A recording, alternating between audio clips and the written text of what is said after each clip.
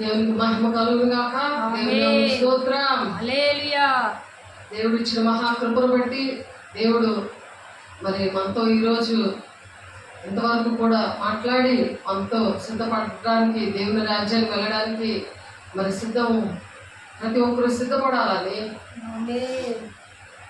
దేవుడు జ్ఞానేంద్రియాలతో ప్రతి ఒక్క బిడ్డ కూడా అభిషేకంతో ఉన్నప్పుడు కన్నురెప్ప పాటిన కడుబోర మ్రోగగానే మనమందరము మార్పు పొందుదాము.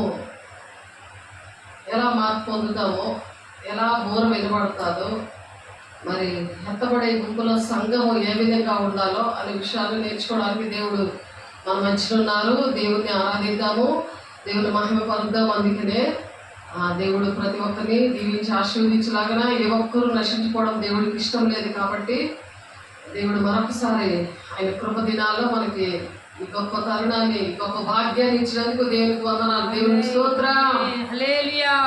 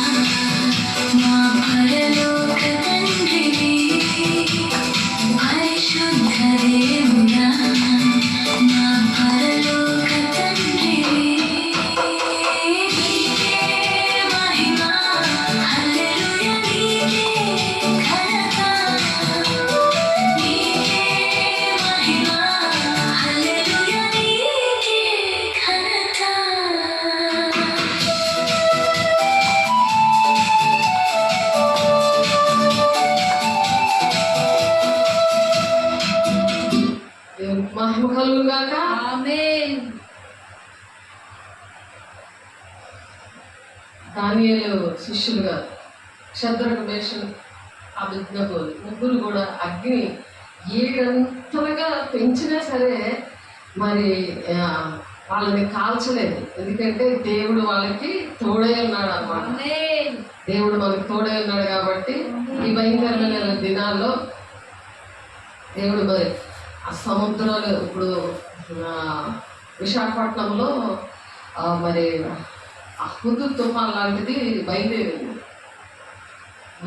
మరి 2-3 రోజులు అలాంటివి జరుగుతాయనేసి మరి సూచనలు చూపిస్తారు. అలాగా మరి సముద్రమే పొంగి పొర్లే సరే అది ముంచదనమాట. ఎప్పుడైతే దేవుని బిడ్డలాగా దేవుని ఆజ్ఞలు పాటించి ఆయన కట్టడలు, ఆయన విధులు, ఆయన మాటలన్నీ కూడా వింటూ దుష్టుడిని ఎదిరించినప్పుడు దేవుని ఉగ్రత ఆ విధంగా పనిచేయదు. ఇప్పుడు అన్నీ కూడా రాకడ సూచనలు అనమాట. దేవుని రాజ్యానికి సిద్ధపడాలి. మరి ఆయన చూడండి, 1 కొరింథీ 15వ అధ్యాయము 51వ వచనంలో, ఇదిగో మీకు ఒక మర్మము తెలుపుచున్నాను. ఇది మర్మం అనమాట, ఎవరికి అర్థమవుతుంది ఇది. ఎందుకంటే మత్తయి సువార్త 13వ అధ్యాయంలో దేవుడు ఉపమానాలతో దేవుని రాజ్యం గురించి మర్మాలు చెప్పాడు. ఆయన ఉపమానాలతో అవి ఎవరికీ అర్థమవుదు. అది ఎవరంటే మారు మనసు పొందుకొని బాప్తిసం పొంది పరిశుద్ధాత్మల వరము అపోస్తలుల 2:38లో ఉంటుంది. అది మరి దూరస్తులకి మరి అంటే దూరస్తులు కూడా ఎవరైతే మరి ఆ కుటుంబంలో రక్షించబడతారో వాళ్ళ విషయంలో ఎంత చక్కని మాట అక్కడ రాశారో చూడండి. పౌలు గారు అపోస్తల కార్యము 2వ అధ్యాయము 38వ వచనము. మరి పేతురు, మీరు మారుమనసు పొంది పాపక్షమాపణ నిమిత్తము ప్రతివాడు యేసుక్రీస్తు నామమున బాప్తిసం పొందుడి. ఈ గంచు దినాల్లో ప్రతి ఒక్కరు కూడా మారుమనసు పొందుకొని మరి పాపక్షమాపణ, ప్రతి ఒక్కరికి పాపక్షమాపణ రావాలి. ఎందుకంటే పరిశుద్ధ పట్టణానికి మనం పరిశుద్ధంగా సిద్ధంగా ఉండాలి. అంతవరకు సహించబడే రక్షణ పొందుకుంటాడని మత్తయి 24వ అధ్యాయంలో 13వ వచనం ఉంది. భయముతో భక్తితో మీరు వణుకుతో మీరు మీ రక్షణ కాపాడుకోండి అంటున్నారు. అందుకనే ప్రార్థన, సహవాసం, రొట్టె విచ్చుటండి ఎడతెక్క ఉండి దేవుని పిల్లల్ని ఆయన మరణాన్ని ప్రచురం చేయండి అని 1 కొరింథీ 11:26లో చెప్తున్నారు. అది మనం ఏంటంటే తీసుకోవడం, పరిశుద్ధంగా ఉండడము. ఎందుకంటే ఆయన మరణాన్ని ప్రచురం చేయడానికి, ఆయన ఏ విధంగా పునరుత్థానుడు అయ్యాడో, ఏ విధంగా వెళ్ళాడో ఆ విధంగానే వస్తానని అపోస్తలుల గారు 1:11 వచనంలో ఉంది. ఎలాగ వెళ్ళాడో, ఆరోహణం అయ్యాడో సేమ్ అలాగే మనం కూడా వెళ్తాం అనమాట. ఆయన అక్కడ వెళ్ళాలి కాదు, ఆయన ప్రథమ ఫలంగా ఉన్నాడు అంటే ఫస్ట్ వెళ్ళాడు ఆయన. కాబట్టి మనము తర్వాత ఆయన్ని ఎందుకు అవన్నీ కూడా చూపించారు అని అంటే, ఇప్పుడు కొంగల పురుగు ఎలా ఉన్నది, అది ఎలాగ చీకగా మారుతుంది, అది మనం చూసాం కాబట్టి మనకు అర్థమైంది. ఇవి మనము చూడకపోయినా నమ్మేదే విశ్వాసం అంటారు. విశ్వాసం లేకుండా దేవుడికి ఇష్టమైనట అసాధ్యం అంటున్నారు. కాబట్టి గ్రంథాన్ని నమ్మాలి, దేవుని మాటలు నమ్మాలి. దేవుడు మాట్లాడే దేవుడు, అర్థం కాకపోతే అర్థం అయ్యేలాగా మాట్లాడే దేవుడు. అందుకని ఇక్కడ పేతురు అంటారు, మీరు మారు మనసు పొంది పాప క్షమాపణ నిమిత్తము ప్రతి వాడు యేసుక్రీస్తు నామమున బాప్తిసం పొందండి అంటున్నారు. ఆయన నామంలో బాప్తిసం పొంది అప్పుడు మీరు పరిశుద్ధాత్మల వరం పొందుకుంటారు. పొందుకున్న తర్వాత ఈ వాగ్దానం, అదొక వాగ్దానం. ఎందుకు అంటే ఆ వాగ్దానము దేవుని రాజ్యానికి ప్రవేశించాలి అంటే పరిశుద్ధంగా ఉండాలి, పరిశుద్ధాత్మ వరం ఉండాలి వాళ్ళకి. వాళ్ళు ఎందుకు ఉండాలంటే మరి అనేక మంది మరి పారాచూట్ లాగా కడుతుంటారు కదా, ఆక్సిజన్ బ్యాగ్ వేసుకుంటారు కదా, అటువంటి పని ఉండదు అనమాట.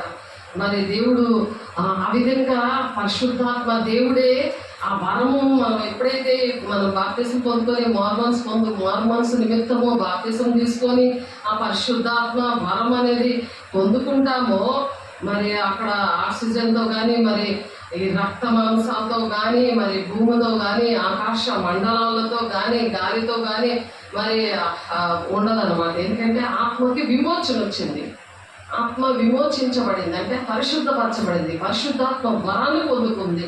కాబట్టి ఆత్మ ఆ మహిమ శరీరము వస్తుంది.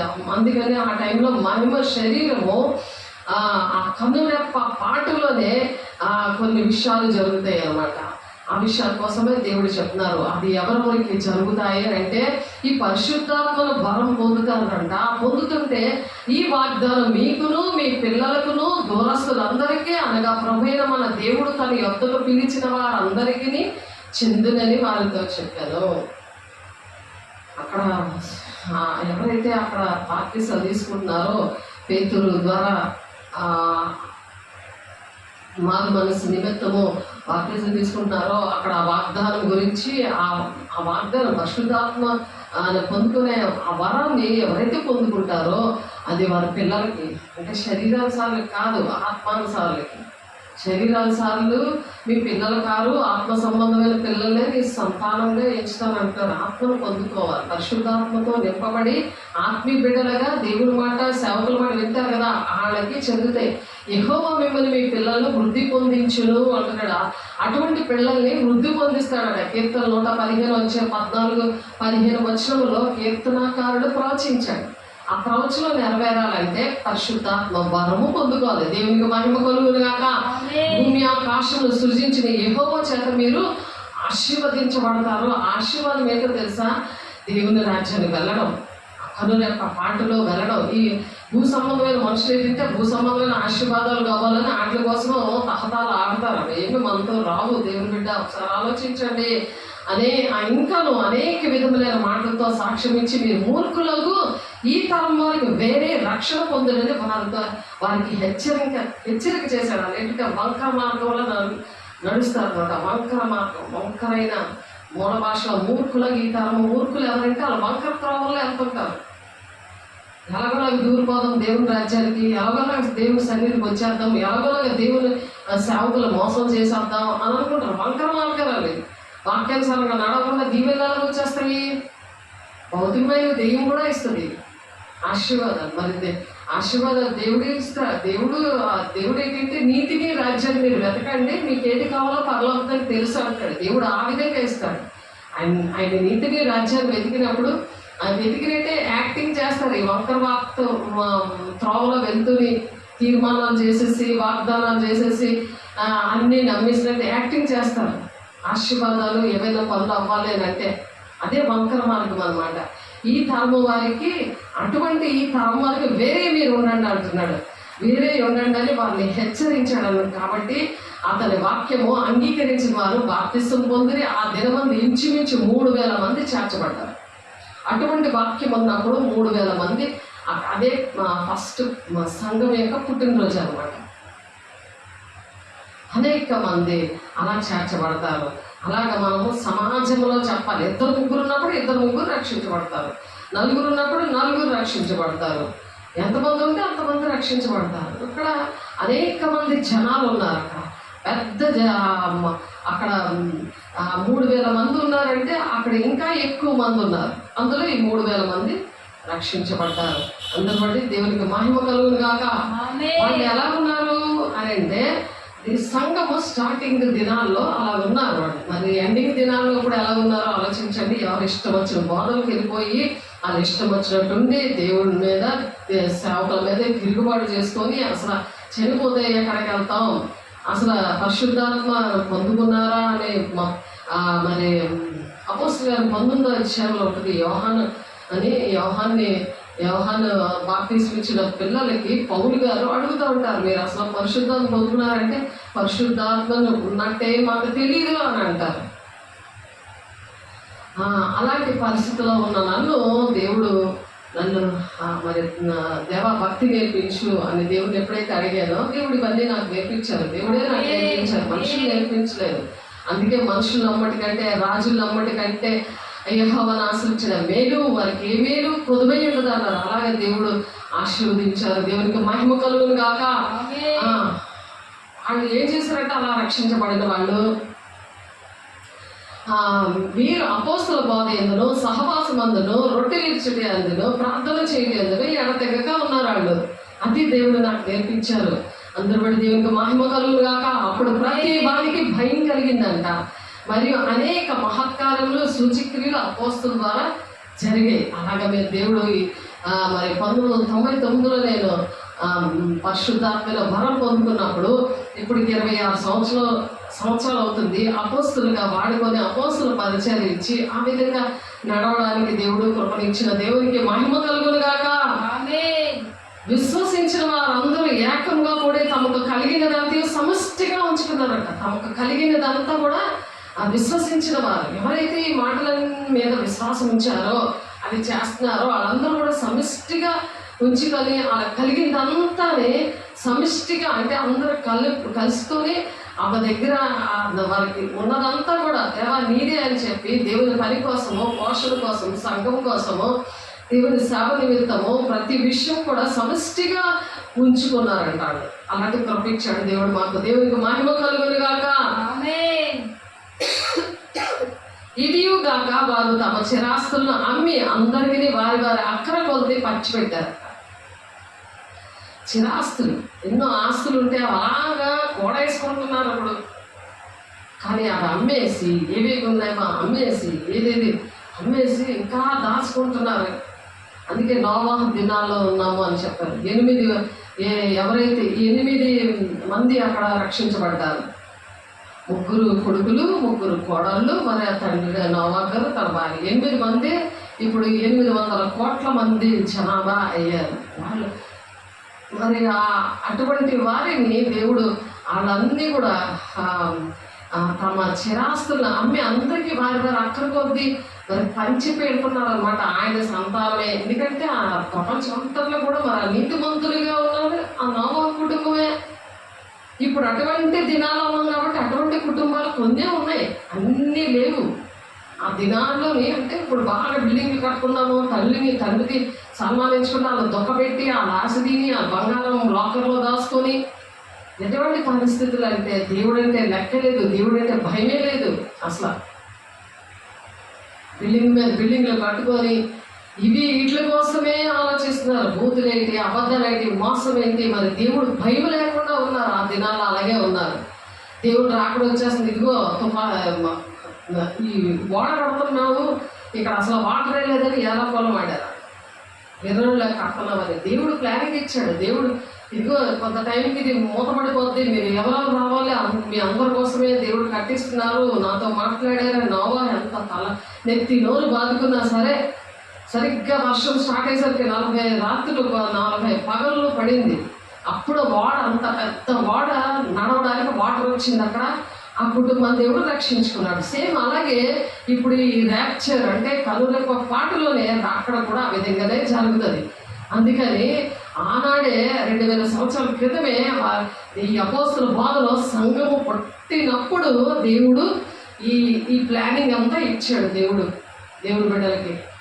కానీ ఎవరైనా పాటిస్తున్నారా ఒకసారి ఆలోచించండి. అంటే కొన్ని కుటుంబాలే అంతాయి. ఇప్పుడు నోవాహు కుటుంబంలో 8 మంది ఎలాగైతే రక్షించారో అలాగే ఎవరైతే వింటారో వాళ్ళ కొద్ది మంది వెళ్తారన్నమాట. మరియు వారు ఏక మనసులే ప్రతి దినము దేవాలయంలో తప్పక కూడుకొనొచ్చు, ఇంటింటా రొట్టె విచ్చుచు, దేవుని స్తుతించుచు ప్రజలందరి వలన దయ పొందిన వారై. అలాగే దయ కనికరం వాళ్ళు ఏం తప్పు చేస్తారు ఇంకా అలా విడిచిపెట్టేసి దేవుడికి ఇచ్చిపెట్టేస్తారు అంతే, ఆ మాట వినకపోతే అంతే. అదే మరి దేవుడు చెప్పినట్లుగా మరి యేసుకేలుకి చెప్పినట్లుగా అవి ముళ్ళు ఉంటాయి అన్నమాట. అంటే ముళ్ళ పొదలో ఆ మొక్క ఐహిక విచారాల వల్ల ధనమోసం వల్ల అది ఎదగకుండా ఉండిపోతుంది. కాబట్టి అలాంటి వాళ్ళ విషయంలో దేవుడే బాధ్యత వహిస్తారనమాట. వాళ్ళకి వాళ్ళ ఆనందముతోనూ నిష్కపటమైన హృదయంతోనూ ఆహారం పుచ్చుకొని చుండేరు. మరి ప్రభు రక్షణ పొందుచున్న వారిని అనుదినము వారితో చేర్చుకొంచున్నారంట. అనుదినము ఇంకొకరి వైపు వాళ్ళ దేవుడికి అప్పచెప్తారు. ప్రతి దినము కూడా ప్రతి ఒక్కరిని చేర్చుకోవడానికి వాళ్ళు దేవుని దగ్గర మొదలుపెట్టుకుంటూ ఉంటారు. దేవుడు ఎవరి దగ్గరికి వెళ్ళాలి, ఏం చేయాలి, దేవా ఎవరు బాధలో ఉన్నారు, కష్టంలో ఉన్నారు, అలాంటి కన్నీటి దుఃఖం ఉంటుంది. మనీ మైండ్ ఉండదు. దేవుడు పోషిస్తున్నప్పుడు, దేవుడు అన్నీ చేస్తున్నప్పుడు మరి అటువంటి మైండ్ అనేది ఉండదు అనమాట. అందుకని మరి లేవీకాండంలో ఒక మాట ఉన్నది చూడండి. లేవీకాండంలో మాకు దేవుడు ఆ కార్యం చేశారు. దేవుడు చెప్పిన కార్యాలు ఇక్కడ పరిశుద్ధాత్మ దేవుడు వచ్చినప్పుడు ఏంటంటే బూది గంతముల వరకు ఆయన శక్తిమంతులుగా చేస్తాడు కదా. బూది గంతముల వరకు సాక్షులుగా ఉండేలాగా చేస్తాడంట. అందుకని ఆయన కృప చొప్పున మనల్ని కనికరిస్తాడు, మనల్ని దీవిస్తాడు, మనకు ఒక సాక్ష్యం ఇస్తాడు, అనేక మంది సాక్ష్యాలు ఇస్తాడు. ఒక సాక్ష్యం ఇచ్చినప్పుడు దాన్ని భూదిగంతముల వరకు ఆయన స్వార్థను, ఆయన సాక్ష్యాన్ని ప్రకటించామనుకో, అనేకమైన సాక్ష్యాలు ఇస్తాడు దేవుని బిడ్డ. అటు కృప దేవుడు మన ప్రతి ఒక్కరికి అనుగ్రహించును కాక. లేవి కాండము 26 నా మందిరమును మీ మధ్య ఉంచదను అంటున్నాడు. అంటే దేహం అనే దేవుని ఆలయంగా తయారవుతుంది కదా. అలాగే మరి మొదటి సంఘం, ఆదిమ సంఘము, ఆదిమ అపోస్తల బోధలో ఉన్నవారికి ఎలా ఉంటుంది ఆలోచించండి. నేను మీ మధ్య నివసించాలను, మీకు దేవుడి లేదను, మీరు నాకు ప్రజల ఎందుకు అంటున్నాడు. ఆయన మధ్య నివసిస్తాడు. ఈ దేహం అనే దేవుని ఆలయంగా కొత్త నిబంధనలో చేశాడు కదా. ఆయన మరణం మన కోసం ప్రాణం పెట్టేసి మన పాపముల కోసం, దోషముల కోసము, అతిక్రమాల కోసం, అక్రమాల కోసం ఇంకా మనం చేయకూడదు కదా. మన ఎప్పుడు చేస్తారు? వాళ్ళ దేహము దేవుని ఆలయం కాకుండా దెయ్యమాలయంగా తయారవుతే అలా ఉంటారు, మనీ మండితో ఉంటారు.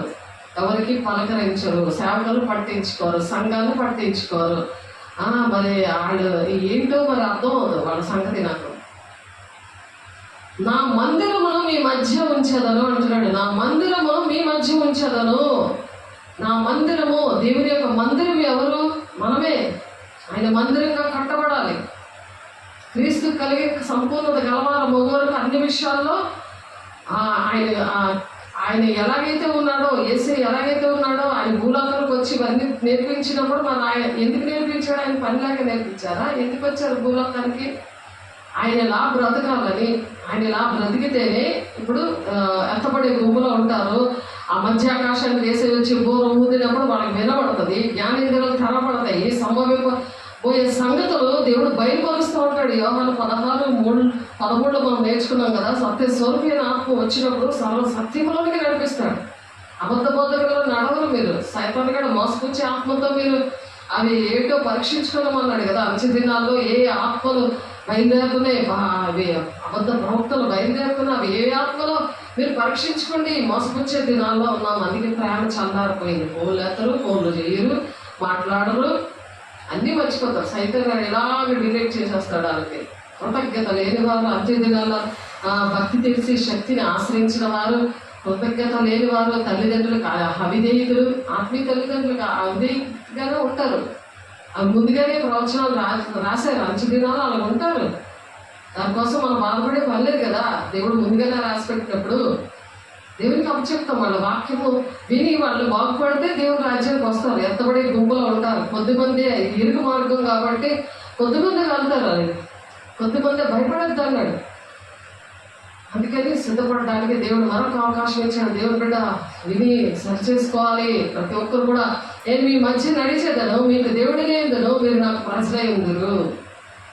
ఎవరైతే దేహము దేవుని ఆలయంగా ఉండే మందిరంగా ఉంటారో, మీ మధ్య నేను ఉంటాను, మీ మధ్య నేను నడుస్తాను, మీకు దేవుడినే ఉంటాను, మీరు నాకు ప్రజలై ఉంటారు.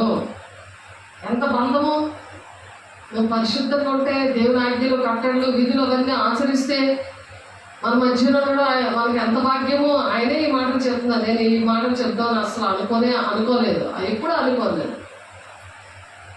మీరు నా మాటలు వినక, నా ఆజ్ఞలన్నింటినీ అనుసరింపక, నా కట్టడలను నిరాకరించిన ఎడలను, నా ఆజ్ఞలన్నింటినీ అనుసరింపక, నా నిబంధనను మీరినట్లు మీరు నా తీర్పుల విషయమే అసహించుకొనిన ఎడలను, నేను మీకు చేయనదేమనగా మీ కన్నులను క్షీణింప చేయనట్టు, ఒక ఆమెకు అలాగే కళ్ళు క్షీణించిపోయినట్టు చూపించారు. ఇప్పుడు మార్క వలసలో ఉంటున్నారు, అన్నీ కట్టేసుకుంది. 2 ఇళ్ళు, 53 లక్షల ఇల్లు ఒకటి, 37 లక్షల ఇల్లు ఒకటి, కారు ఒకటి, ఉద్యోగము, లక్షల మీద కోట్లు సంపాదించుకొని కూర్చొని తినుకొని పడుకొని పరిస్థితి కాదు. దేవుని బిడ్డ ఎంత సూటిగా దేవుడు నీతో మాట్లాడుతున్నాడో చూడు. నిన్ను ఎంతగా ప్రేమించాడో అది సరి చేసుకోవాలి. నేను మీకు చేయనదేమనగా, ఇలాగా ఇవి దేవుడు మా కట్టడలు, ఆజ్ఞలు ఇవన్నీ అసహించుకొని కదా చేస్తున్నారు జీవితం అంతానా. ఎంత ప్రేమించినా, దేవుడు ప్రేమించి క్షమించి ఎన్ని కార్యాలు చేసినా అదేదో దేవుడు వాడుకున్నట్టుంది. ఈ 2 రోజుల్లోని ఒక కుటుంబము ఏంటంటే ఆ పిల్లలు హాస్టల్కి వెళ్ళను అనేసి ఎంత పేచీలో టిఫిన్ పెడితే నేను హాస్టల్కి వెళ్ళిపోతాను అనేసి, నాకు ఇది కొడితే నేను ఈ హాస్టల్కి వెళ్ళిపోతాను. మోసం. సేమ్ అలాగే ఇక్కడ కూడా మోసము. నాకు ఉద్యోగం దొరికితే, నాకు ఇల్లు ఇస్తే, నాకు కారు ఇస్తే, నా కొడుకు చక్కగా ఉంటే, నా తల్లిదండ్రులు చక్కగా ఉంటే అని మోసం అన్నమాట. మోసపుచ్చే దినాలు, మోసపుచ్చే ఆత్మ కోసం దేవుడు చెప్పారు కదా, నేను దేవునికి చూడకపోతే అపవిత్రతగా అప్పచెప్పుతానన్నాడు రోమా 1:24. చేయరాని కార్యాలకి చేస్తానని చెప్పి భ్రష్టాత్మకి అప్పచెప్పేస్తానని దేవుడే అప్పచెప్పేస్తే మరి సేవకులు ఏమైనా చేయగలరా? మీరే సరిచేసుకోవాలి. రోమా 1:28 ఉంటుంది. మోసపుచ్చే ఆత్మ మొదటి దశలోనికి పత్రికలో ఉంటుంది. అలాగే ఇచ్చేస్తాను అంటున్నాడు. నేను మీకు చేయని దేవునిగా మీ కన్నులను క్షీణింపజేయనట్టు, ప్రాణమును ఆయాసపరచినట్టు, తాపజ్వరమును క్షయరోగమును మీదికి రప్పించదను. మీరు విత్తిన విత్తనములు మీకు వ్యర్థములగును, మీ శత్రువులు వాటి పంటను తినేదారు. చూసారా, దేవుడు ఇవన్నీ చెప్తున్నారు. ప్రవచనాలు ఇవన్నీ కూడా అవి నెరవేర్పులోకి రాకుండా ముందుగానే దేవుడు మాటలు వినాలని దేవుడు ప్రాణం పెట్టేశారు. మన పాపాలు క్షమించేశారు, మనకు పరిశుద్ధాత్మ వరం ఇచ్చారు. మరి అటువంటి సేవకుల దగ్గర తీసుకొచ్చారు. అపోస్తల బోధన ఆయన మరణాలు ప్రజం చేయడానికి ప్రార్థన, సహవాసం, రొట్టె విచ్చేటికి ఎడతెక్క ఉండడం నేర్పించారు.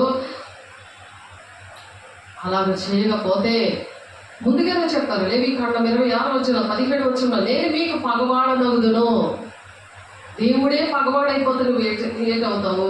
పిల్లలు నువ్వు నీకు దేవుడు అన్నీ నేర్పించాడు కదా. మరి యోసేపు ఎలాగా తన కుటుంబాన్ని రక్షించుకున్నాడు ఆలోచించాడు. భక్తులు ఎలాగా తన కుటుంబాన్ని రక్షించుకున్నారు. అనేకమైన భక్తులు, అనేకమైన సేవకులు తన కుటుంబాన్ని ఎలా రక్షించుకున్నారు. నన్ను ఎందుకు రక్షించుకోలేకపోతున్నావు? వాక్యానికి ఎందుకు లోబడట్లేదు? నేను మీకు పగవాడనగుదును, మీ శత్రువులు ఎదుటే మీరు చంపబడతారు, మీ విరోధులు మిమ్మల్ని ఏలెదరు. మీ విరోధులు ఏం చేస్తారు? ఏలుతారు అనమాట. మీ విరోధంగా వాళ్ళు మీ మీద ఏలుబడి చేస్తారు. మిమ్మల్ని ఎవరినో తరమకపోయినా మీరు పారిపోయేది. భయం పుట్టుకుంటుంది. భయము భీతి అనే దెయ్యం అనేది పట్టింది ఒక ఆయనకి. మన ఆయన తండ్రి విషయంలో ఆ తల్లిని దూషించినందుకు తండ్రి ఆవరించేశాడు. చచ్చిపోయి తాగిపోతాడు, నరాలు పేలిపోయి చనిపోయాడు. మరి ఆ కొడుకుని ఆవరించేశాడు. భయం భీతి వచ్చేస్తుంది. ఇవన్నీ సంభవించినను మీరు ఇంకా నా మాటలు వినిన ఎడల నేను మీ పాపములను బట్టి మరి 7 అంతలుగా మిమ్మల్ని దండించదను. మీ పాపాలు బట్టి 7 శిక్ష పెడతాడంట. ఇందాక మరి పాట పాడుకున్నాము. 7 అగ్ని పెట్టిన సాతానుడు నెబుకద్నెజరు రాజు ఆ విగ్రహానికి నమస్కారం చేస్తే మీకు నేను మిమ్మల్ని ఏమి చేయను అంటాడు. అందరూ నమస్కారం చేసేస్తారు. కానీ మరి దానియేలు దగ్గర పెరిగిన ఆత్మీయ బిడ్డలు మరి నమస్కారం చేయలేదు. దేవుడు రక్షించకపోయినా సరే మేము నమస్కారం చేయమని రాజు మీద తిరగబాటు చేశారు. సాతానుడు ఉన్నాడు రాజులో. రాజు అది వణికిపోయి మేము బ్రతకలేము, మా బ్రతుకుండదు, మేము వీడికి లోపడపోతే అని అనుకోలేదు. కానీ దేవుడే వాళ్ళతో కలిసి ఆ అగ్నిగుండంలో తిరగడం చూస్తాడు. ఆ రాజే ఇతనే నిజమైన దేవుడు, ఇతనికే మీరు నమస్కారం చేయాలి అని చెప్పి శాసనము రాజ్యం అంతా ప్రకటిస్తాడు. ఇలాంటి గొప్ప దేవుడు ఎక్కడా లేడు. అలా మనము బ్రతకాలి అని దేవుడు చెప్తున్నారు. అక్కడ 7 అంతలు పెంచారు. ఇక్కడ అది అగ్ని అలా కాపాడేశాడు దేవుడు బిడ్డలే. ఇప్పుడు దేవుడు మాటలు వెళ్ళిన వాళ్ళు ఏమంటున్నాడు? ఇక్కడ 7 అంతలుగా మిమ్మల్ని దండించాలని అంటున్నాడు. దేవుడు దండిస్తాను అంటున్నాడు. దేవుడు దండిస్తే దొంగలకు ఏగిపిస్తే చీల్చేస్తాడని కీర్తనలో 50వ లాస్ట్లో ఉంది. దొంగలకు ఏగిపించి కాపాడు ప్రభా, దీవించి ప్రభా, ఆశీర్వదించు ప్రభా అని ఆ మొక్కలు చూసుకొని మనుషుల్ని మనుషులు నమ్మన్నాడు దేవుడు. మనుషులు నమ్మడి కంటే, రాజులు నమ్మడి కంటే యెహోవాను అసలు మేలు అని చెప్పాడు. ఇలా రాజులు నమ్మలేదు. నెబుకద్నెజరు ఆత్మీయ పిల్లలు శద్రకు మేషకు అబేద్నెగోలు వాళ్ళు నమ్మలేదు. రాజులు కూడా నమ్మలేదు, మనుషులు కూడా నమ్మలేదు. వాళ్ళు దేవుడి మీద ఆధారపడతారు. ఎప్పుడైతే దేవుడి మీద ఆధారపడతారో ఎత్తబడే గుంపులో వాళ్ళు ఉంటారు. ఇవన్నీ సంభవించిన మీరు ఇంకా నా మాటలు వినని ఎడల నేను మీ పాపమును బట్టి మీరు 7 మిమ్మల్ని దండించదను. మీ బల గర్వమును భంగపరిచి ఆకాశం ఇరుపవలను, భూమి ఎత్తడవలను ఉండజేసేదను. మీ బలము ఉడికిపోవును, మీ భూమి ఫలింపకుండును, మీ దేశ వృక్షములు ఫలమీయకుండును. మీరు నా మాట విననల్లక నాకు విరోధంగా నడిచిన ఎడల నేను మీ పాపములను బట్టి మీరు మరి 7 మిమ్మల్ని బాధించి రప్పించదను, మీ మధ్యకు అడవి మృగములను రప్పించదను. అడవి మృగాలు సింహం వచ్చినట్టు చూపిస్తుంటారు కదా, వైరల్ అవుతుంటాయి. ఎందుకు వస్తాయి ఆ మృగాలు? తెలియదు. అవి ఎందుకు వస్తాయో తెలియదు. దేవుడే రప్పిస్తాడు. దేవుడికి మహిమ కలుగును గాక. మీ మధ్యన అడవి మృగములు, ఇంట్లోనే బంధించేసి మృగము ఉంది, పాము ఉన్నది బాల్కనీలో, మరి ఇంట్లోనే సింహం ఉన్నట్టు దేవుడు చూపించారు. ఎందుకు? ఎవరు తెప్పించారు? బుర్ర పనిచేయాలా? నేను మాట వినట్లేదు, 7 తరగా దేవుడు ఆమె శిక్ష పెడతాడు అని బుర్ర పనిచేయాలా లేదా? దేవుడు బిడ్డ ఒకసారి ఆలోచించండి. మీ మధ్యకు అడవి మృగములను రప్పించదను, అవి మిమ్మల్ని సంతాన రహితులుగా చేసి, సంతాన రహితులుగా అంటే మీ పిల్లలు లేకుండా చేసేస్తాడట. నువ్వు ఆత్మీయ పిల్లల్లో ప్రసవేదన కలిగి బిడ్డలు కను అని చెప్తుంటే కనట్లేదు కదా. మీకు ఆ 4:10 ప్రకారము అప్పుడు నీ శత్రుల నుండి నేను విడిపిస్తానంటే శత్రువులకి బాగా మేతేస్తున్నావు. దేవుడి మాట వినకుండా అవి బలిసి నీ పిల్లలు తినేసేదాకా చేసుకుంటున్నావు. నీ చేతులతో నువ్వే పాడు చేసుకుంటున్నావు నీ కుటుంబాన్ని. జ్ఞానవంతురాలు తన ఇంటిని చక్కబెట్టుకుంటానని సామెతలు 14:1 ఉంది. 3 రాళ్ళు తన చేతులతో ఓడబెరుక్కుంటుందట తన ఇంటిని. అలా ఉంది ఇప్పుడు ఇక్కడ కథ. మీ పశువులను హరించి మిమ్మల్ని కొద్ది మందగా చేయును, మీ మార్గములు పాడైపోవును. అడవి మృగాలు రప్పిస్తాడట, అవి మిమ్మల్ని సంతానరహితులుగా చేస్తాయట. శిక్షణ మూలంగా మీరు నా ఎదుట గుణపడక, శిక్ష వచ్చిందంటే మీరు గుణపడడం లేదంటే మారట్లేదు, మీకు బుద్ధి తెచ్చుకోవట్లేదు, శిక్ష వస్తుందని తెలియట్లేదు, సేవకుల మీద బాధ పెట్టుకుంటున్నారు. పనిష్మెంట్లు వస్తున్నాయంటే ఆలోచించండి. పనిష్మెంట్లు వస్తున్నాయంటే, శ్రమలు వస్తున్నాయంటే బాధపడుతున్నారండి. వాళ్ళకి అర్థమవట్లేదు. ఏదైనా పనిష్మెంట్ వస్తుంది అనుకో, ఆపరేషన్ కుళ్ళిపోయాయి, ఎవరు ఆపరేషన్ చేయలేరు, పనిష్మెంట్ కదా అది. దేవుడి మాట వినాలి కదా. కుటుంబాన్ని అంతా పక్కన పెట్టాడు, మరి వాళ్ళకి ఒక పౌరుషంతో దేవుడి బిడ్డలుగా నిలబడాలి కదా. సిగ్గు తెచ్చుకొని దేవుడు మాట్లాడే అనుభవం నేర్పించాడు. మరి 3 సంవత్సరాల పాప, చనిపోయిన పాప బ్రతికింది. మరి దేవుని బిడ్డ బాబు పుట్టాడు. దేవుని బిడ్డగా దేవుని పని చేయడానికి ఫోన్లు ఎత్తాలి కదా, సేవకులతో మాట్లాడాలి కదా, రెస్పాండ్ అవ్వాలి కదా. చూడండి, ఏదైతే శిక్ష మూలంగా మీరు నా ఎదుట గుణపడక నాకు విరోధంగా నడిచిన ఎడల, విరోధంగా నడవడం కదా అది. సేవకుల్లో ఎంతమందికి దేవుడు చూపించారు, ఎంతమందిని బాప్తీసాలు ఇస్తున్నప్పుడు చూశారు, ఈ మెసేజ్ చెప్తున్నప్పుడు చూశారు, చేతులు వేసి ప్రార్థన చేసినప్పుడు చూశారు. ఆలోచించండి. ఇప్పుడు 6th వెళ్తున్నాడు ఒక అబ్బాయి, ఆ అబ్బాయిని ఇలా చేతితో ఇలా పట్టుకుంటే వాడు ఏసీని చూశాడు. నన్ను చేతితో పట్టుకొని ఇలా లేపాను. నేను ఇలా లేపేసరికి ఏసీ అనుకొని లేచాడు. ఏసీ చూపుతున్నాడు, ఏసీ చేయి పట్టుకున్నాడు, కళ్ళిపి చూసేసరికి నా చెయ్య. ఆలోచించండి. గుణపడక, నా ఎదుట గుణపడక అంటే బుద్ధి తెచ్చుకోక, గుణవంతులుగా అవ్వకుండా నాకు విరోధముగా నడిచిన ఎడల నేను కూడా మీకు విరోధముగా నడిచేదను. దేవుడు వచ్చి నడవడు. సేవకుల్లో దేవుడుండి మీ మధ్యకి వస్తారు, మీ ఇంటికి వస్తారు, మీతో మాట్లాడతారు, వాక్యం పంపిస్తున్నారు మీ ఇంటిలోకి. దేవుడు మాట్లాడుతుంటే నేను మాట్లాడుతున్నాను. అసలు ఇది దేవుని సాక్షిగా ఇది నేను చెప్తామని అనుకోలే, కానీ మిమ్మల్ని ప్రేమించి దేవుడు చెప్తున్నాడు, నేను మీకోసం. అయ్యో దేవుడు ఇందాక సంఘ బిడ్డలు ఎత్తబడే గుంపులో ఉండాలయ్యా అని ప్రార్థన చేసి మొదలెట్టాను ఈరోజు. అప్పుడు దేవుడు ఈ మాటలు మాట్లాడిస్తున్నారు, మీరు వినాలని. మీరు నశించడం నాకు ఇష్టం లేదు, దేవుడికి అసలు ఇష్టం లేదు. ఎంత గొప్ప దేవుడు, ఎంత ప్రేమించే దేవుడు. ఆలోచించండి. దేవుడు మా మధ్యలో ఉన్నారంటే, దేవుడు వచ్చారంటే మీరు ఏదో అనుకుంటున్నారు, వచ్చారు మాట్లాడుతున్నారు. మీకు జ్ఞానేంద్రియాలు ఉంటే మీకు కనిపిస్తారు. చాలామంది చూశారు, దేవుడిని చూశారు, ఎంత ప్రేమిస్తున్నారో ఆలోచించండి. యెహోవాకులో ఏది మనం తీసుకెళ్ళాం, మన ఆత్మను రక్షించబడాలి. దానికి మహిమ శరీరం ఇస్తాడు దేవుడు. ఆ మహిమ శరీరం కావాలి అంటే ఆ పరిశుద్ధాత్మను వరం పొందుకోవాలి. దేవునికి ఇష్టంగా ఉండే తండ్రి చిత్తాన్ని నెరవేర్చడానికి ఇష్టపడితేనే ఇస్తాడు వాళ్ళకి. మేడగదిలో 500 మందిని పిలిస్తే 120 మందే వచ్చారు. వాళ్ళే పొందుకున్నారు అగ్నిజ్వాలం అంటే ఆత్మ. నేను కూడా మూడు రోజుల నుండి మరి సత్యరాజు గారిని ఆ గోపాలపట్నం దగ్గర అక్కడ ఫాస్టింగ్ అదే పరిశుద్ధాత్మను పొందుకోవడం కోసమే అక్కడ ప్రేయర్ పెట్టారు, ఫాస్టింగ్ ప్రేయర్. కానీ నేను వెళ్ళిన వెంటనే పొందుకున్నాను, బలంగా పొందుకున్నాను. నేను ఆశ్చర్యపడ్డాను. 5-6 పట్టుకోలేకపోయారు నన్ను, అంత అగ్నితో దేవుడు నింపేశాడు. ప్రవచనము, దర్శనము ఇవన్నీ కూడా అపోస్తుల బోధ. నేను ప్రార్థన 60 రోజుల ప్రార్థనలో ఈ సేవకు ముందు ఉన్నాను కదా, దానికి ముందే జరిగింది ఈ విషయం.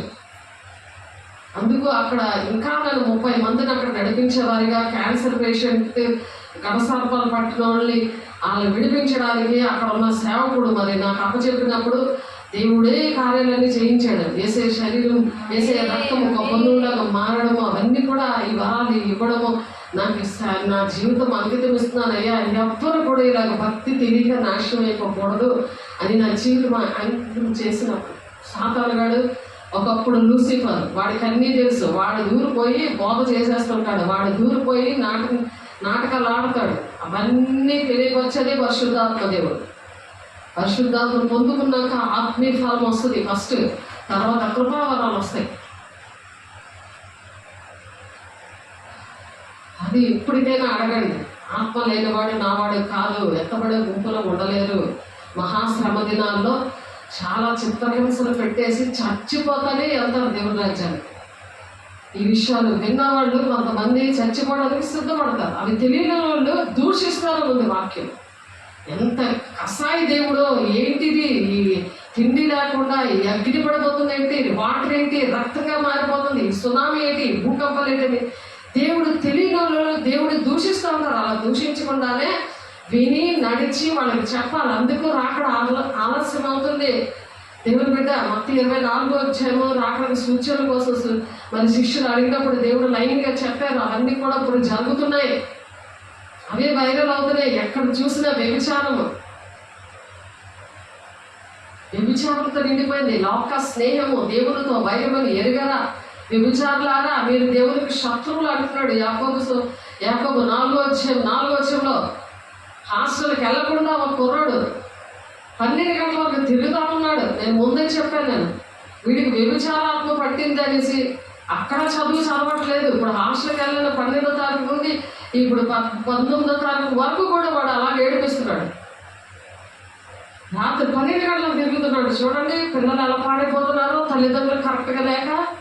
అవిశ్వాసకి పొత్తు కుదరదు. దేవుని బిడ్డలే దేవుడు చెప్తాడు, ప్రతీది చెప్తాడు, ప్రతీది మాట్లాడతాడు. నీకు ఏ సమస్య ఉన్నా ఏది చేయాలన్నా దేవుణ్ణి అడిగే చేయాలి. పెళ్లి చేసుకోవడం అనేది మరీ దేవుణ్ణి అడిగి చేసుకోవాలి.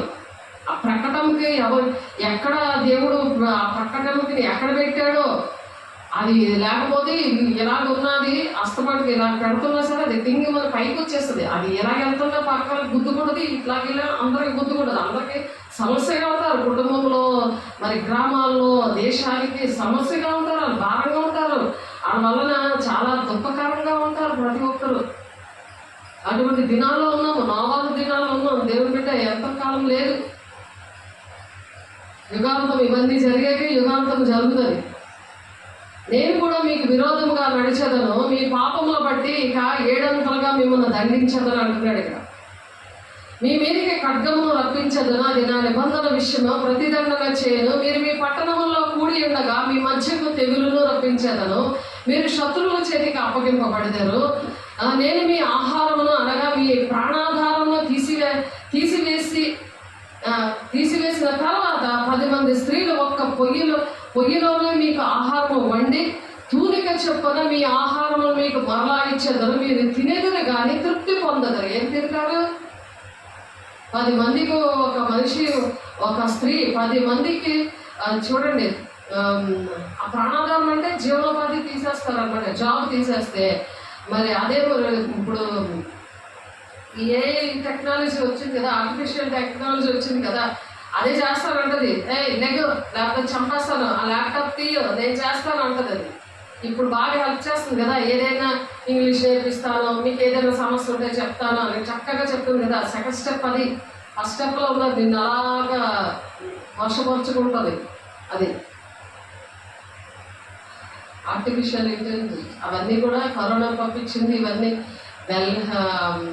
బిల్గేట్, ఈ అమెరికా అధ్యక్షుడు, ఇలా కొంతమంది ఉన్నారు చిన్నపిల్లల్ని, ఆడపిల్లల్ని, యవన పిల్లల్ని వాళ్ళకి బలేసేసి, ఆ దేవతకి బలేసి ఆ రక్తం తాగి మరి ఆడు బబులోను 18 అధ్యాయం ఉంటుంది.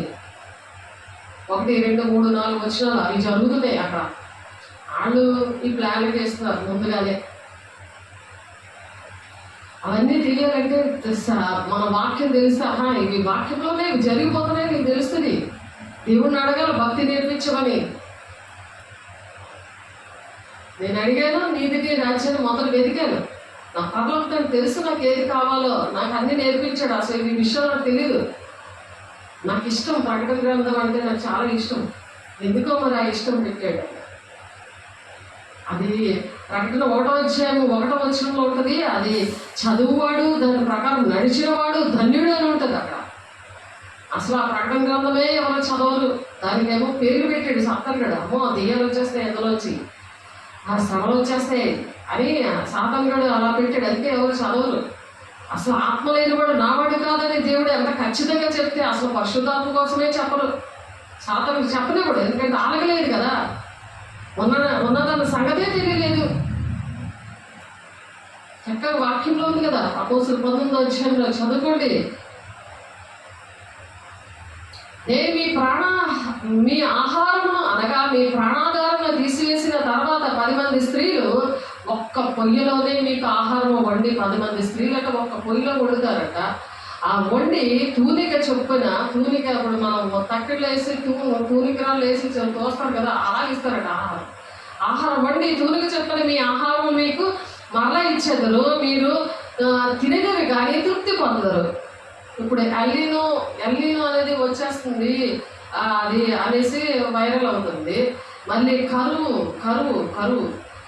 వచ్చేస్తుంది, భూకంపాలు వస్తాయి, కరువు వచ్చేస్తుంది అని అంటారు. ఎందుకంటే వాతావరణంలో మార్పులు వచ్చేస్తాయి. ఎల్లీనో అంటే మార్పులు.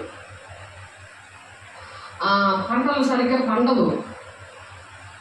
మరి రాకడ సూచనలో ఈ కరువులు, యుద్ధాలు, భూకంపాలు ఇవన్నీ ఉన్నాయి. మరి అవి నెరవేరుతున్నాయి కదా. గ్యాస్, మరి పెట్రోలు, మరి ఇవి పంట, అదే ఆహార వస్తువులు, కూరగాయలు, ఇలాంటివి, రైస్, ఇవన్నీ కూడా అలా ఉంటే మరి ఇక్కడ ప్రవచనాలు నెరవేర్పు దినాల్లోకి వచ్చాం. అది అర్థం చేసుకోవాలి. మీరు తినేవి కానీ తృప్తి పొందరు. నేను ఎలాగ చేసిన తర్వాత మీరు నా మాట వినక నాకు విరోధంగా నడిచిన ఎడలా, ఇంకా పనిష్మెంట్ ఇస్తుంటే దేవాన్ని మాట వింటామయ్యా, నీకు లోపడతామని ఎవరు వస్తారు. ఇదేం దేవుడు మమ్మల్ని సంపడానికి ఉన్నాడా? ఎందుకున్నాడు? దేవుడు ఏడు చేశాడు ఈయనమాట మాటలు. ఒక ఆమెకి పాప పుడతానంటే బాబు పుట్టాడు, దేవుడు ఇచ్చాడు. 15 సంవత్సరాలు చెడిపోయింది. వెళ్ళి బాప్తిజం తీసుకొని విగ్రహారాధన గుడిలో అలా బాప్ప వాళ్ళ నాన్న చెల్లి వెళ్ళి ఎవరిని అడగకుండా ఆ గుడిలో అర్ధరాత్రి పెళ్లి చేసింది. ఆ పిల్ల వస్తే నేను కౌలించుకున్నా బిడ్డని మోకరించి ప్రార్థన చేస్తే బాబు పుడతారని. అది దాని అక్క ఇద్దరికి బాబులు పుడతారంటే బాబు పుట్టేశారు. దేవునికి మహిమ కలుగును గాక. సాతానుడేమో పాప పుడుతుందని చూపించాడు, నాకు పాపే పడుతుంది అనేసి అంటుంది. ఆ 15వ సంవత్సరం పిల్లకి మరి ఇక్కడ డెలివరీ అవ్వలేదు. గోషాలని కేజీహెచ్కి వెళ్ళిపోమన్నారు. చూసిన వాళ్ళు ఎవరు లేరు. పోలీస్ స్టేషన్లో కేసుకి పెడితే ఆ పోలీస్ స్టేషన్కి వెళ్ళడం జరిగింది రాత్రిపూట. వాళ్ళ అమ్మతోటి, వాళ్ళ పిల్లలతోటి, ఆమెతోటి, ఆ అటుపక్క వాళ్ళ అత్త, ఆ భర్త, ఆ పాడు చేసినాడు, ఆ ప్రేమించినాడు, ఎవరో నాకు తెలియదని చేతులు ఎత్తేసాడు. చూడండి మోసపుచ్చే ఆత్మ ఎలాగుంటుంది. నేను నీతో ఉన్న మనిషి, కడుపు చేసిన మనిషి, ఎవరో నాకు తెలియదంటే ₹1,00,000 ఇవ్వగానే నోరు మూసేసుకుంది. ₹1,00,000 ఇవ్వగానే చక్కగా అన్నీ కొనేసుకుంది. బీరువా, డ్రెస్సింగ్ టేబుల్, ఇలాంటివన్నీ, గ్యాస్, ఇవన్నీ కొనేసుకుంది చక్కగా. దేవుని డబ్బులు ఇవ్వలేదు, దేవుని సాకులకి చెప్పలేదు. అప్పటి నుండి దేవుడే ఆమెతో ఉండి ఎప్పుడైతే నేను కౌగిలించుకొని క్షమించు ప్రభా ఇలా తెలియదు ప్రభా అని బల్లారాదు నేను బలిపీఠం దగ్గర ఇద్దరికి కూడా అక్క చెల్లెలు ఇద్దరు కూడా బల్లారాధన ఇస్తే ఇద్దరికి బాధలు పుట్టారు. దేవునికి మహిమ కలుగును గాక. ఆ పిల్లకి డెలివరీలోనే 15వ సంవత్సరం పిల్లకి త్వరగా నాకు ఆ పిల్లని అడుగుతుంది, డాక్టర్ నాకు త్వరగా ఆపరేషన్ తీసేయండి అంటే నోర్మి నువ్వే డాక్టర్వి నేనా అని చెప్పి ఆపరేషన్ పడదు ఈజీ డెలివరీ అవుతుంది అని చెప్పింది. దేవుడు ఆ డాక్టర్లో ఉండి గట్టిగా గద్దించాడు, నోరు మూసుకుంది, ఈజీ డెలివరీ అయిపోయింది. దేవుడికి మహిమ కలుగును గాక. ఆమె అంటుంది నిన్న దేవుడు నాకేంటి చేశాడు. ఇలా ఉంటారు సాధారణ జనాంగం, దేవుని సేవకులతో లేకపోతే మనం పనిచేయదు. పాస్టర్ గారి ద్వారా జరిగింది కానీ దేవుడు నాకేంటి చేశాడు అంటుంది. చూడండి అమ్మ అది చాలా తప్పు, నా అమ్మ చెప్పదా నేను చెప్పిన ఎన్నిసార్లు చెప్పాను నేను కాదు, నాలో దేవుడు ఉన్నాడు. చూశారు కదా మీరు చాలామంది, ఆయన చేశాడు. నీలో కూడా దేవుడు వస్తాడు, నిన్ను సాక్షిగా ఉండమంటాడు. అలాంటి పిల్లల కోసం నువ్వు బ్రతకాలి.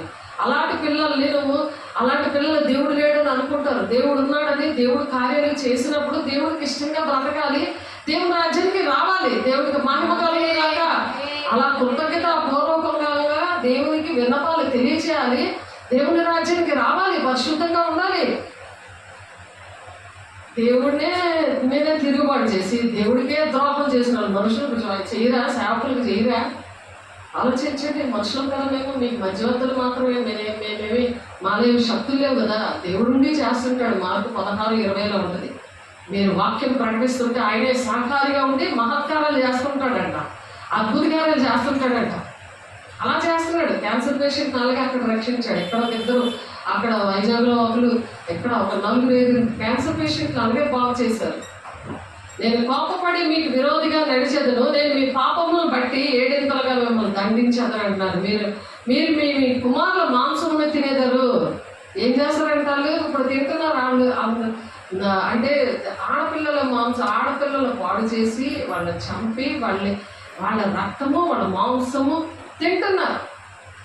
వాళ్ళు ఇప్పుడు ఆ కరోనా అవన్నీ కూడా తీసుకొచ్చారు. ఇప్పుడు అన్నీ కూడా ఇప్పుడు ఏ టెక్నాలజీ ఇవన్నీ అవుతున్నాయి కదా, అన్నీ కూడా వాళ్ళ ప్లాన్ తీసినవే. అంత్యక్రీస్తు నిమ్రోదు చక్రవర్తి ఫస్ట్ అంత్యక్రీస్తుగా ఉండేవాడు. ఆ బబులోని గోపురం కట్టించాడు కదా, అప్పుడు అలా చేశాడు. ఇప్పుడు ఉన్న వాళ్ళు అంత్యక్రీస్తులు కొంతమంది ఇప్పుడు ఉన్నారు. అది గమనించాలి. అది దేవునాకు పొందుకున్నప్పుడు వాక్యం చేసినప్పుడు మీకు అర్థమవుతుంది. నేను మీ ఉన్న స్థలములను పాడు చేసేదని అంటాడు. ఎందుకు పాడు చేస్తానంటాడు? మీరు మీ కుమార్తెల మాంసం తింటారు, మీ కుమార్తెల మాంసము తిందురు. నేను మీ ఉన్నత స్థలములను పాడు చేసేదను, మీ విగ్రహములను పడగొట్టేదను, మీ బొమ్మల పీనుగుల మీద మీ పీనుగులను పడవేసేదను. నా మనస్సు మీ అంద అసహ్యపడను. నేను మీ పట్టణములను పాడు చేసేదను, మీ పరిశుద్ధ స్థలమును పాడు చేసేదను. ప్రార్థన చేసిన అవ్వదు.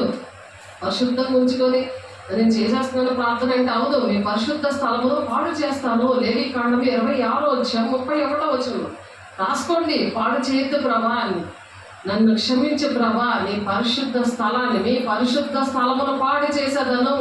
మీ సువాసన గల వాటి సువాసనను ఆగ్రహింపను. మీరు వచ్చి బలి అర్పించిన ఆయన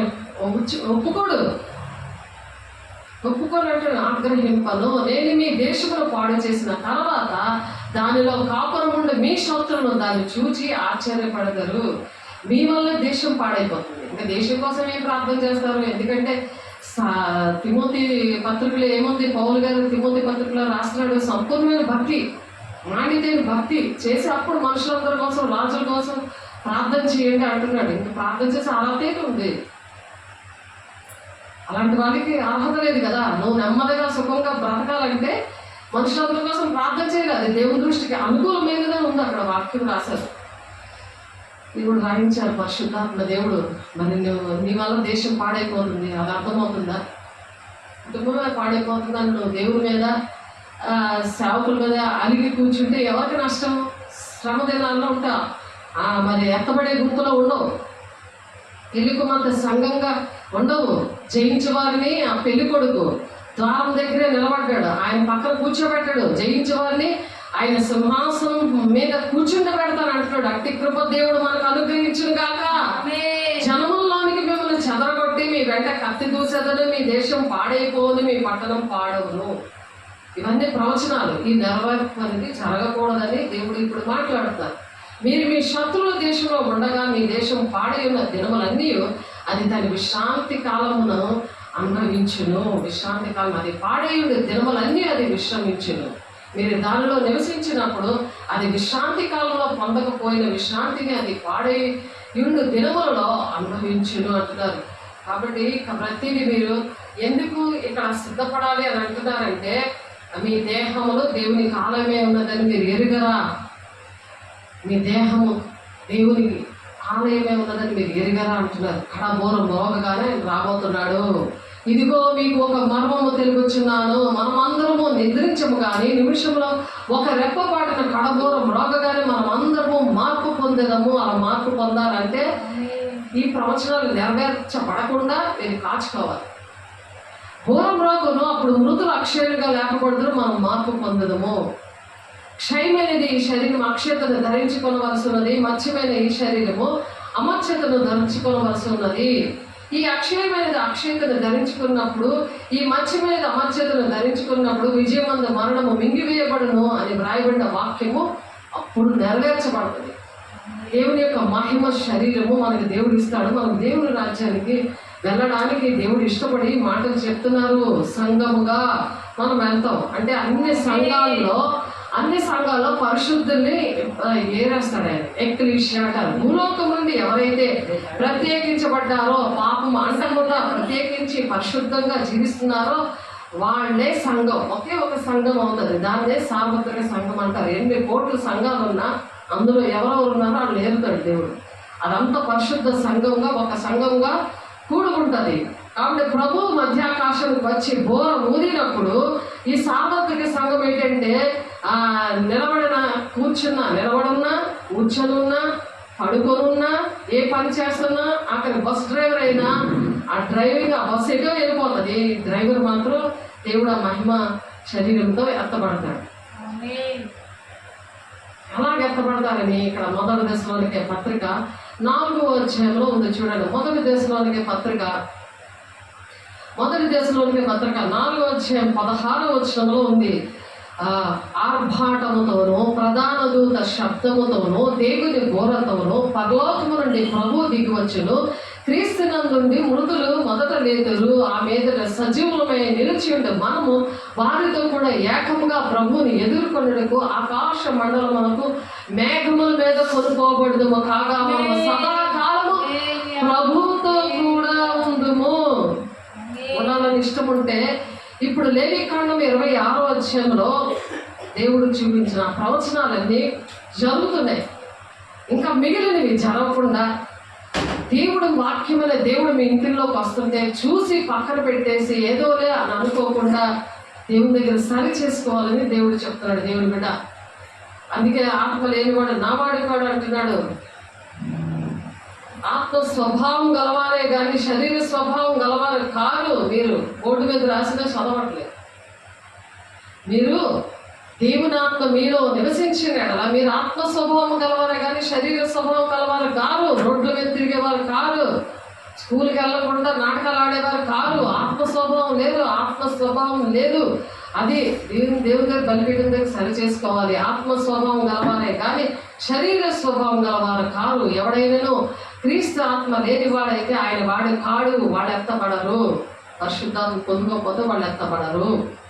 అందుకని తల్లిదండ్రులు ఒప్పుకోవాలి, వాళ్ళ పాపాలు ఒప్పుకోవాలి, వీళ్ళు సరి చేసుకోవాలి. అది బాధ్యత. ఒకరు రక్షించబడ్డారంటే కుటుంబాన్ని రక్షించుకునే బాధ్యత దేవుడు వాళ్ళకి ఇచ్చారనమాట. ఇక్కడ రోమా 8వ అధ్యాయంలో చూడండి. రోమా 8వ అధ్యాయంలో ఉంటుంది ఆ మాట. చక్కగా చదువుకోండి. రోజు కూడా నా దేవుడిని అడగండి.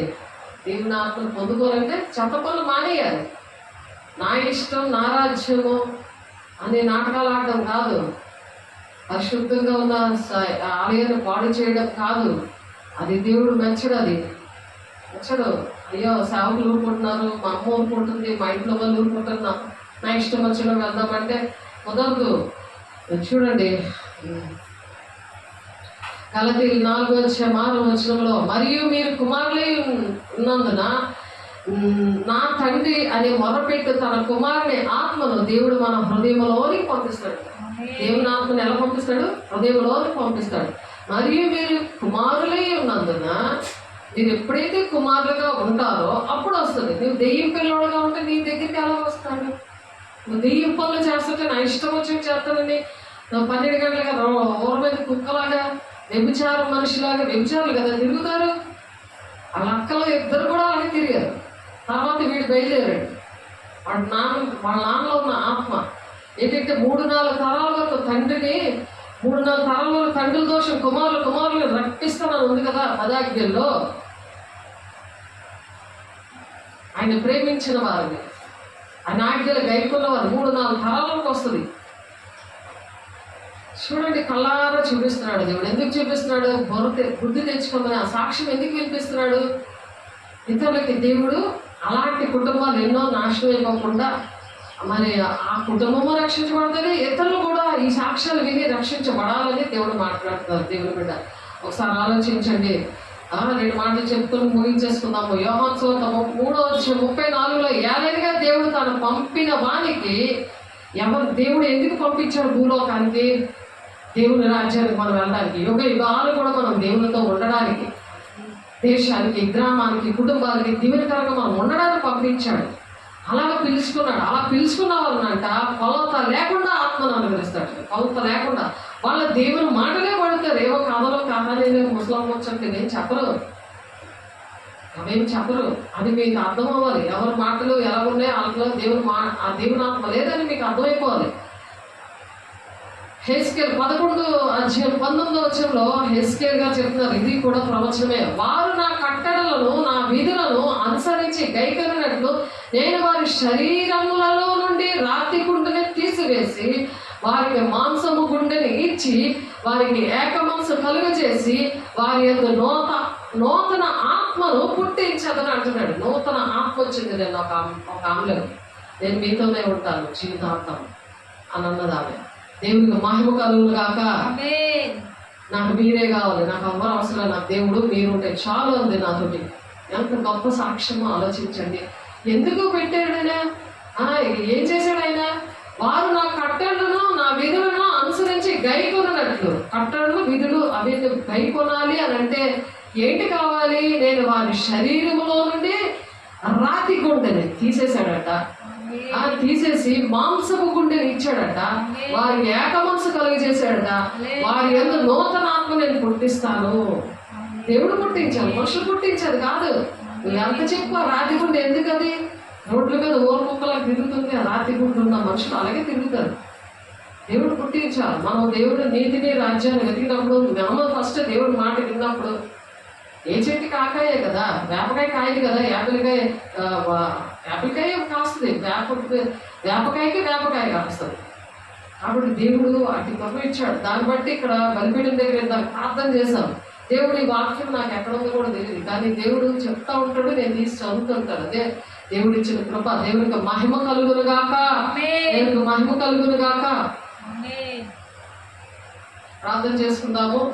మహిమ గల దేవా, అభిషేకుడా నాయన, మీరు ఇచ్చిన గొప్ప కృపను బట్టి నీకు వందనాలు. నీకే మహిమ కలగలగాక నాయన, నీకే మహిమ నాయన. నేను వారి కొరకు ప్రార్థన చేయించున్నాను, లోకము కొరకు ప్రార్థన చేయలేదు. నీవు నాకు అనుగ్రహించి ఉన్న వారు నీ వారై ఉన్నందున వారి కొరకే నేను ప్రార్థన చేస్తున్నాను అంటున్నావు నాయన. తండ్రి, నేను కూడా తండ్రి వారి కోసమే నాయన, నీ బిడ్డలు ఎవరైతే మాట వింటున్నారో వారి కొరకే నేను ప్రార్థన చేస్తున్నాను ప్రభా. యోహాను సువార్త 17:9-10 ప్రకారం ఆనాడు ప్రభా యేసయ్య మీరు ప్రార్థన చేశారు ప్రభా. అటు కృపను నాయన బిడ్డలకి నాయన అటువంటి దీవెనలు దేవా ఎవరైతే వింటున్నారో అయ్యా, లోకం కోసం నేను ప్రార్థన చేయట్లేదు, లోకస్తుల కోసం నేను ప్రార్థన చేయట్లేదు నాయన. నీవు నాకు అనుగ్రహించిన వారి కోసం నాయన, నీ వారై ఉన్నందున, నీ వారై అవుతే, నీ వారిగా ఉంటే, ఆ కట్టంలో ఆజ్ఞలు అనుసరిస్తే నాయన వారి కోసమే నేను ప్రార్థన చేస్తానని చెప్తున్నావు నాయన. నావన్నీ నీవి నావి, వారి యందు నేను మహిమపరచబడి ఉన్నాను అంటున్నావయ్యా. నీవి నీ దగ్గర ఉన్నవన్నీ మావి అంటున్నావు ప్రభా. ఎప్పుడైతే చేస్తానంటున్నావు ప్రభు. ఎంత గొప్ప దేవుడు నాయన, తండ్రి నాయన. ఏది దున్నితే అదే పంట కోస్తారన్నావు ప్రభా. అయ్యా తండ్రి నాయన ఎవరు ఏ విధంగా ఉండాలో మమ్మల్ని ఓదార్చి నడిపించి మహిమ పొందుకుంటున్నందుకు నీ సాక్షుడిగా భూది అంతముల వరకు మమ్మల్ని నిలబెట్టుకున్నందుకు ప్రభా. శత్రుఘ్న మేషక్ అబేద్నెగోలకి ఎలాగైతే తోడైనారో మాకు అంటే తోడేంటి మమ్మల్ని నడిపిస్తున్నందుకు నాయన మీకే కోట్లాది వందనాలు స్తోత్రాలు చెల్లిస్తూ యేసే పరిశుద్ధ నామములో బ్రతిమలాడి పెట్టుకుంటున్నాం తండ్రి. ఆమేన్. దేవునికి మహిమ కలుగును గాక. దేవుడు మిమ్మల్ని దీవించి ఆశీర్వదించును గాక. God bless you. దేవుడు మిమ్మల్ని దీవించి ఆశీర్వదించును గాక. ఆమేన్.